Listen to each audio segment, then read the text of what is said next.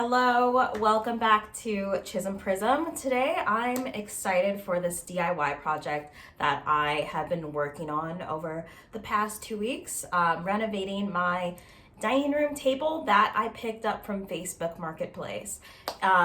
Before it was more of an older style, traditional kind of dining table, and I wanted to uplift it, bring it some new life, and create just like a fun, nice art piece within that dining space. And I totally think the efforts were worth it. So please go ahead, stay tuned if you want to see the finished result.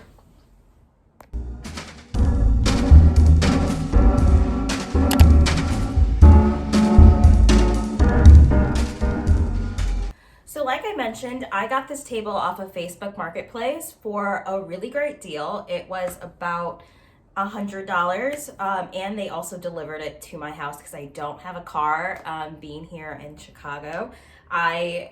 So I got it delivered, but I also live on the 3rd floor, so I needed to carry this giant table up to my apartment.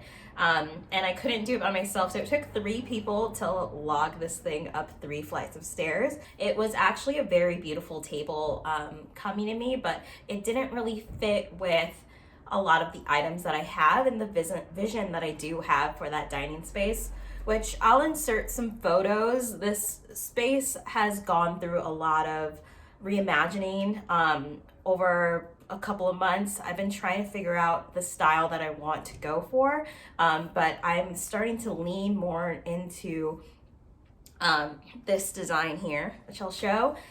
The steps for this project started off with first cleaning the table, then sanding down the table with 180 grit paper.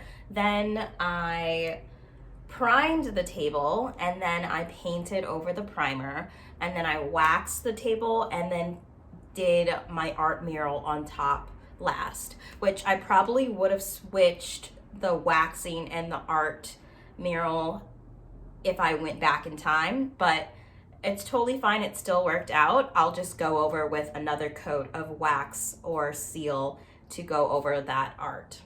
So this project did start with me sanding down the top of the table with 180 grit sandpaper. I would recommend going back and sanding the entire table if you want to make sure that the paint in the end does not crack at all. I was being lazy and I was just like, let me just sand down the top, make that smooth, because that's what most people are going to look at. But in the neglect of sanding and removing more of that gloss seal that was on the original wood, it did start cracking the paint once it all dried. But personally, I don't mind it too much because of the way the columns looked. It does give it a more like Colosseum, older vintage look, and I kind of like it. So if you don't want that, make sure that you sand the entire table. It does take a lot more time and work, but in the end, it will be worth it. Once I was done sanding, I did go with a wet paper towel and I wiped off all of the dust that came up from that, just making sure the surface was clean. And then I went with my primer. I opened it up, poured it out, just like you would with any other paint. I just went with a brush and just covered the surface. I would recommend possibly using a roller instead of a brush. The brush that I had was kind of a cheaper one, and some of the bristles were coming off and sticking to the table, which was annoying. But to avoid all of that, if you just use a roller, you'd have a clean, even surface across. To get rid of the bristles or any uneven areas of the coat, I just went with some more sandpaper and sanded that down. And once that was dry, I was able to go in with the paint. Finally, I did about 2 coats of the primer, but for the paint, it ended up being 2 or 3 coats. I just wanted it to be a nice, clean, even spread surface. So I used the Rust-Oleum Painter's Touch. I'm sorry if I'm getting that wrong. Painter's Touch, it had a white gloss to it, so it created a little bit of shine, but that seemed to work pretty well, and I was able to get away with just that can of paint to cover the table, and I still have about half of it left. Hot tip, if you're like me and you're kind of messy when it comes to art projects, if you use hydrogen peroxide in areas that you got paint splattered, like I got some paint on some wood area, but with hydrogen peroxide, you just pour it on there, let it sit for a couple of seconds, and just scrub it off with a paper towel, and it comes right up. So I was able to remove any areas that I did not want covered in paint.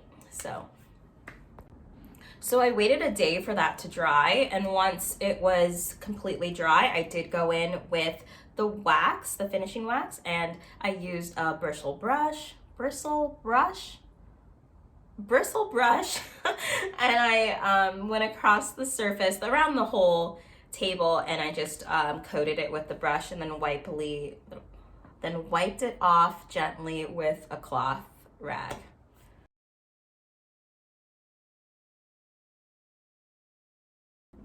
And now for my favorite part of this project, after I let that wax dry for about a week, I thought the table just needed a little oomph, a little something more. So I went in and was looking around and was really inspired by Keith Haring's work. He was a pop artist, really popular in the 80s.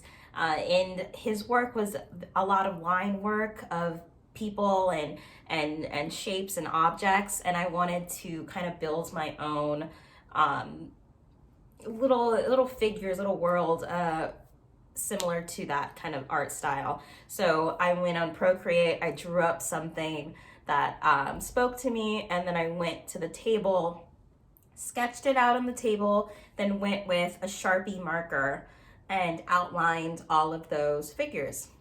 I will say the most important part of doing something like this is the outlining. So making sure that either one, which I would recommend, but I don't have, would be a projector to project the art piece onto the surface where you're painting it, and then you can just easily trace it. I think that would be an easier option, but I didn't have that, so I used first a color pencil, which I realized is going to be a little harder to get off the table, and then I used a graphite pencil, which I'll just go and erase all of those extra marks that I don't want to see on the table.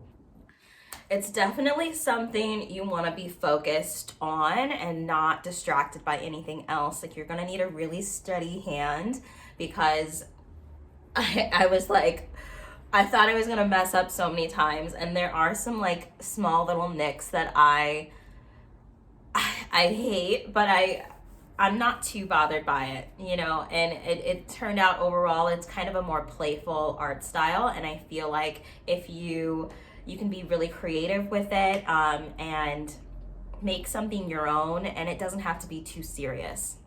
So if there's a mistake or two, it's totally fine. The space that you live in is yours, and you should make it as fun and creative as you see fit. And if this is a project that inspires you to do something more out of the box with your furniture or like in your home, I think that's wonderful. And please like tag me in a photo, or just share with the world what you create.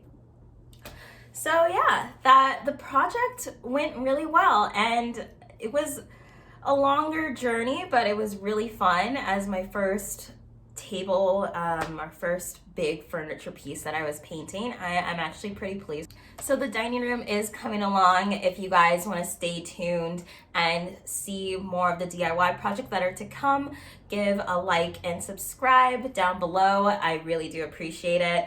Thank you so much for watching, and have a great day. Bye.